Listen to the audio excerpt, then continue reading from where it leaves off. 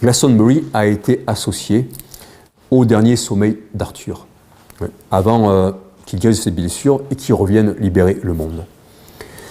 Alors, tout ça, évidemment, ça nous renvoie à l'idée du retour du Christ, de l'avatar Kalki, l'idée d'un roi juste qui redonne la liberté au peuple.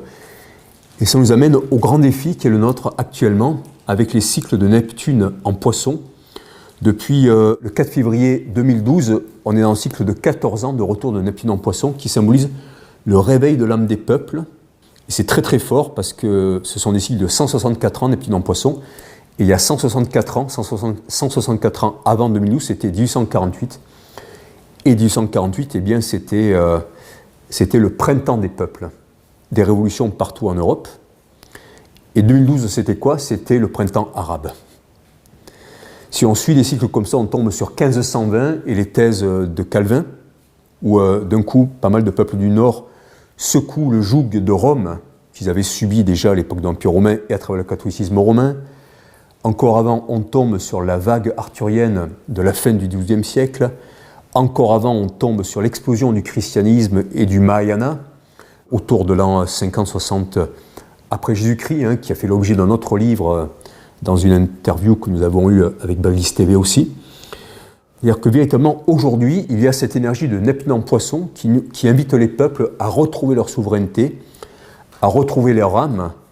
C'est comme si un navigateur avait le vent en poupe, mais on voit qu'il y a toujours une opposition.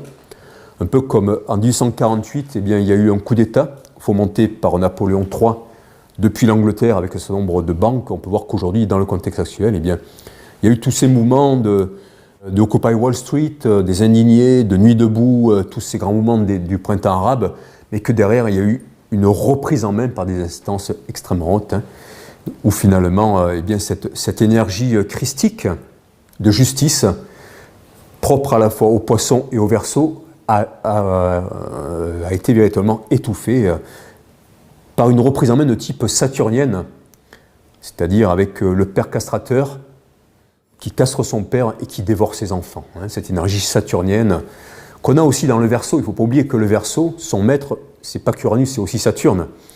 Et les révolutions, comme Saturne, castrent le père et dévorent leurs enfants. Voilà. Alors, c'est un sujet extrêmement important qui me tient beaucoup à cœur. Je crois véritablement, et ça suit aussi le parcours des premiers chrétiens sur la route de l'étain, de Terre Sainte en Terre Sainte.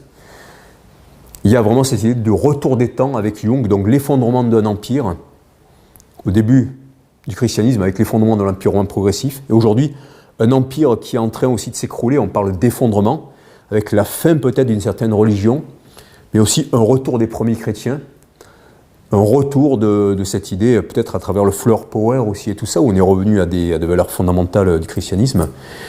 En tout cas, quelque chose qui incite l'humanité à reprendre en main ses destinées en faisant la synthèse du lion et du Verseau, de l'individu et du collectif, à travers vraiment une réconciliation des opposés qui est extrêmement importante. Le rêve que j'ai fait en mai 1999 m'annonçait ce voyage dans le Wiltshire et le Somerset, qui a été un voyage où j'ai suivi les synchronicités. Ça a été complètement magique, et suite à ça, je suis retourné vivre en Bretagne, et donc ça avait tellement réenchanté ma vie, et c'est à ce moment-là.